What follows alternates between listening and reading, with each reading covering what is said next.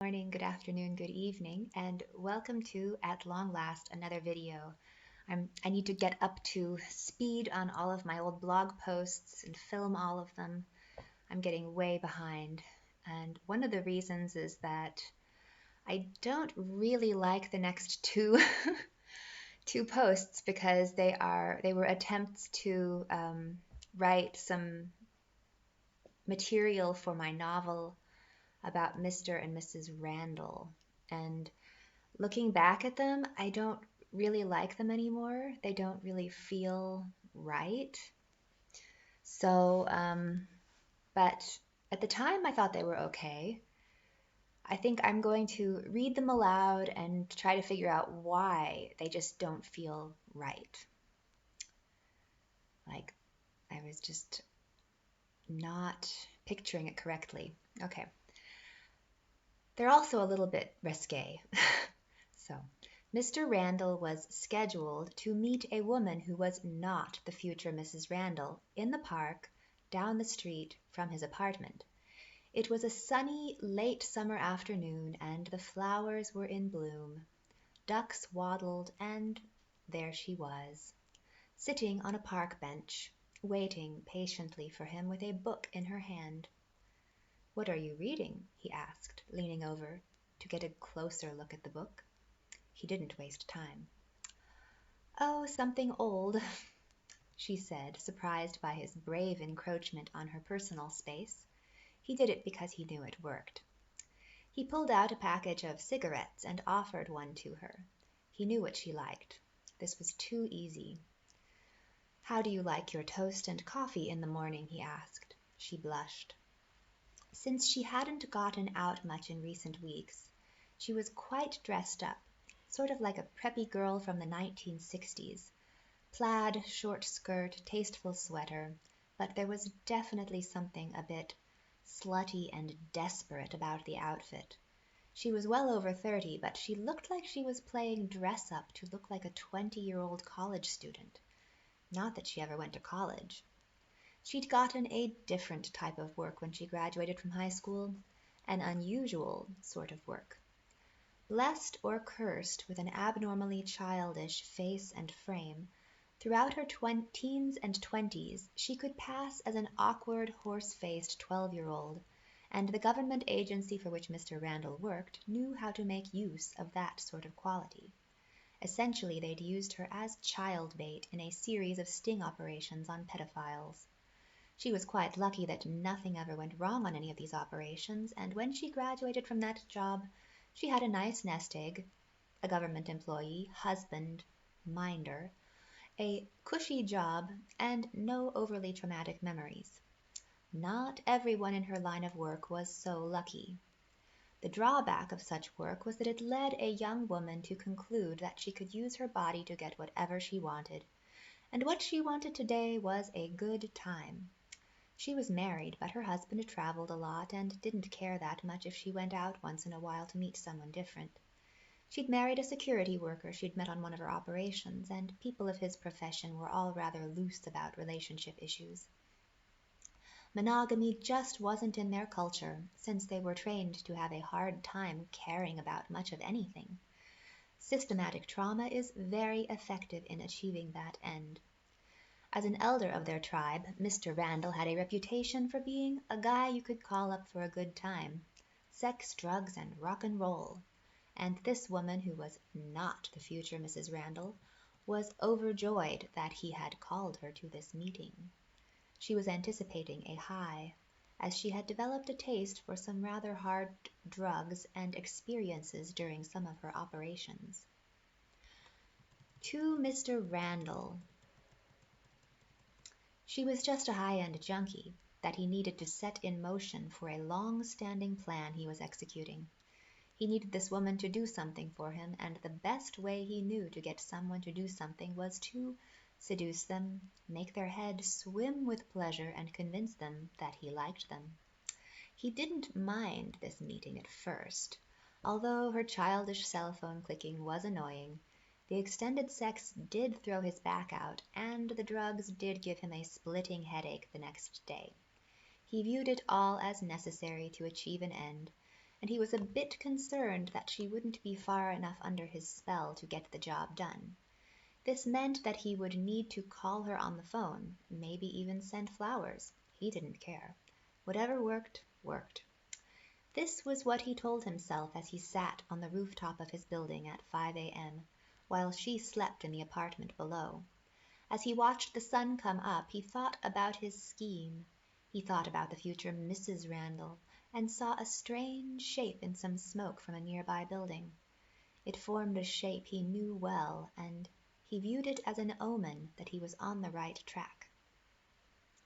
He was vaguely aware that the woman who was presently asleep in his bed was also scheming, hoping that he would do something for her in exchange for the unrestrained Viagra-enhanced access to her significantly younger body. She knew her worth in that market, but the payoff she wanted was in another. She wanted people to think she was smart and high status because she wanted her less than attentive father's approval. She thought that Mr. Randall's connections could help her achieve that. It must not have bothered her that much that she was trying to indirectly get her father's approval by sleeping with a man who was old enough to be her father and who had, on occasion, worked with her father. Mr. Randall didn't care. He had achieved his goal. Mind control over women like her was far too easy. When people are desperate for approval, they jump at the smallest of bait. Mr. Randall knew his value. His love was worth more than some little piece of bait. Was he worthy of the future Mrs. Randall, or was she worthy of him? For him, this calculation all depended on the marketplace, and he was trying to craft a trade that would get his soul back from the devil himself.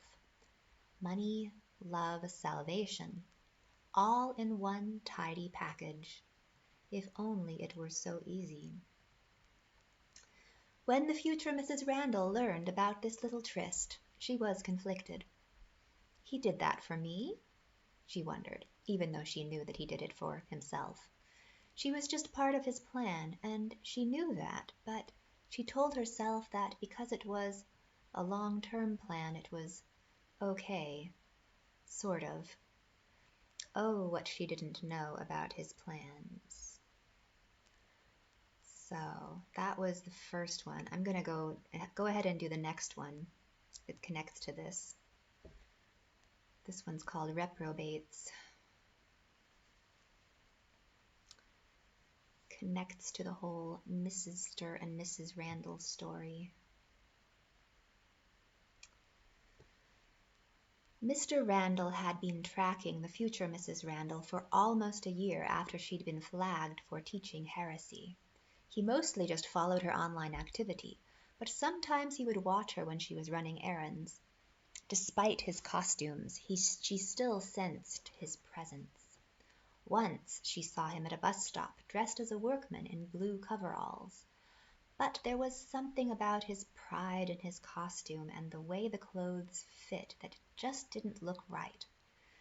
Once he dressed as a tourist at a seaside resort, but his clothes were too new and his wig was preposterous. Several times he dressed as an old man, but he didn't get the details of the costume right. Once the hair was too frizzy, once the walker he used was a foreign brand, and another time he parked his mobility scooter at an odd location. His other giveaway was his behavior.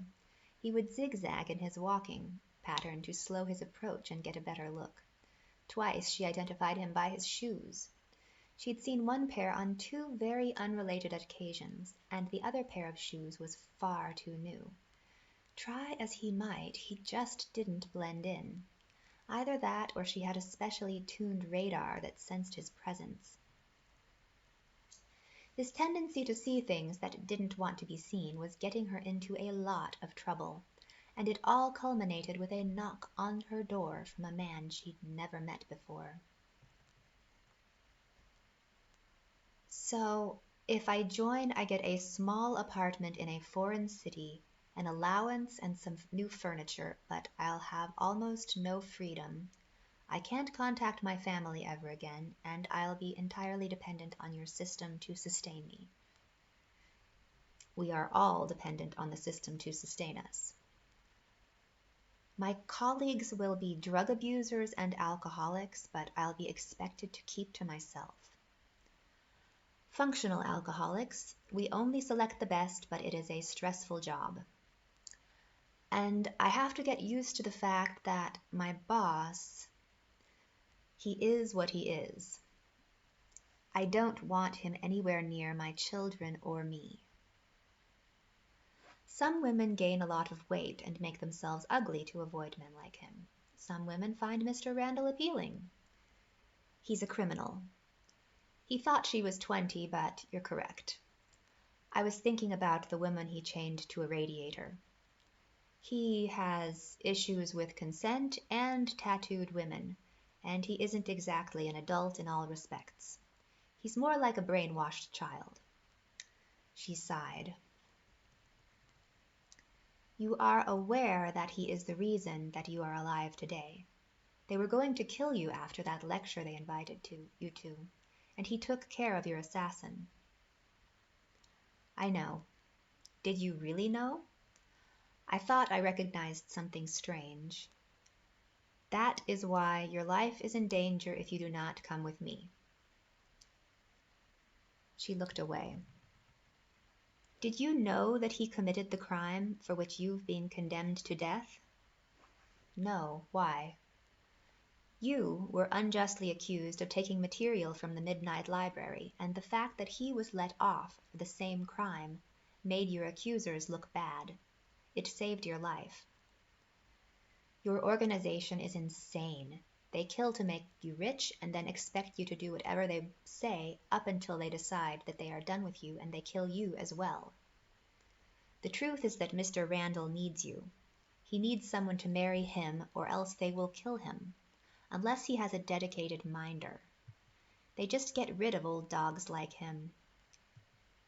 Unless he has a dedicated minder, they just get rid of old dogs like him. He knows too much. But he's completely untrustworthy. I'd be attached to him until he dies, watching him do despicable things and hoping that he doesn't kill me.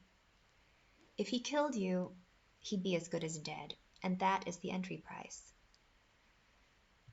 And he will either take credit for anything good that you produce or turn you into a puppet. Of course, there is always the chance that you will outlast him.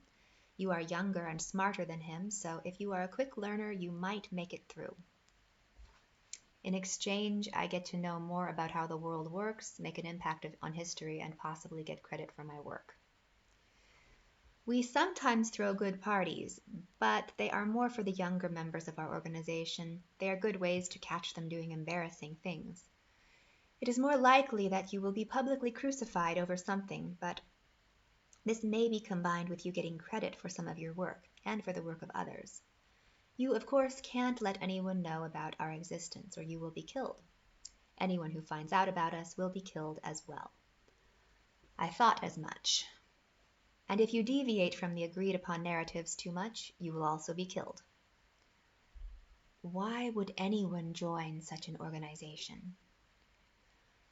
Most of us were recruited when we were just teenagers and slowly introduced to the realities of the games we play. Things were more focused and controlled when I was young. Today we have some issues with parasites who've gone rogue, and Mr. Randall was tasked with rounding some of them up. It takes a thief to catch a thief. You're telling me he's a good person? He follows orders. You are a lot older than the typical recruits, so you will have to get up to speed much more quickly. Most people don't think you'll survive for very long. I don't want to be connected to people who tolerate 50-year-old men who have sex with 15-year-olds. There are some efforts to reduce bad behavior, but you'd be surprised how many people volunteer for various forms of abuse. Lots of unloved young girls and adults ask to be used. They don't know what they're asking for, clearly. Think about it. You don't have to live in our world, but you also don't have to live at all. You can't change the world if you don't take part in it. You've all chosen to live within these rules, taking blood money, stealing from hardworking people, and dressing yourselves up to look like nice, respectable people when you are doing monstrous things. Till kingdom come, Stealing from hardworking people is called taxation. We perform a sort of service. Some of us, at least. You're gangsters and you're all going to hell. We're already in hell. If I just walk away, you can walk away. And I can't get back what he stole from me. You can try through the courts, but guys like him just keep taking and taking. They don't stop. They don't stop until someone stops them. But who will stop him? Not you. What about you? He's made his bed and he will lie in it. They gave him plenty of rope to hang himself with. He is so deep in debt that his puppet masters will decide his fate, not me. If they asked him to murder a small child, well, they've got him by the balls. You think he'll kill himself? If he thinks he's going to end up in prison, maybe. Guys like him don't do well in prison. Too pretty, too arrogant and spoiled. If they hear about the 15-year-old, his ass is toast. Does he deserve that? We keep score, but the game isn't over yet. He's mainly just an idiot and is usually easy to steer. The future Mrs. Randall's doorbell rang. The kids were coming home from school. How should I contact you? You won't need to. When you've made your decision, we'll know. If he's so dumb, how can you be sure that he won't take matters into his own hands? We've given him a trainee. He's being monitored. The next person she met was Mr. Randall himself. Keep away from me. As you wish. What do you think you are doing? Following orders. Did they order you? This is so bad. Ugh.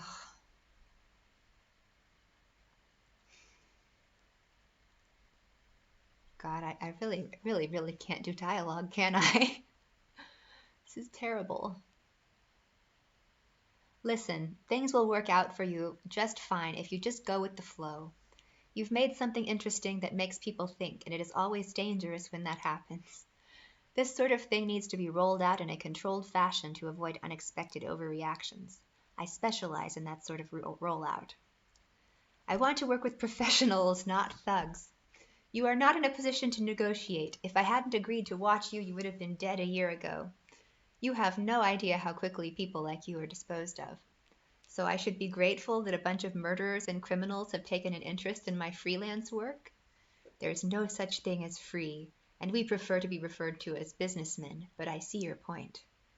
Why are you here? I'm making an offer. Of what? A business arrangement.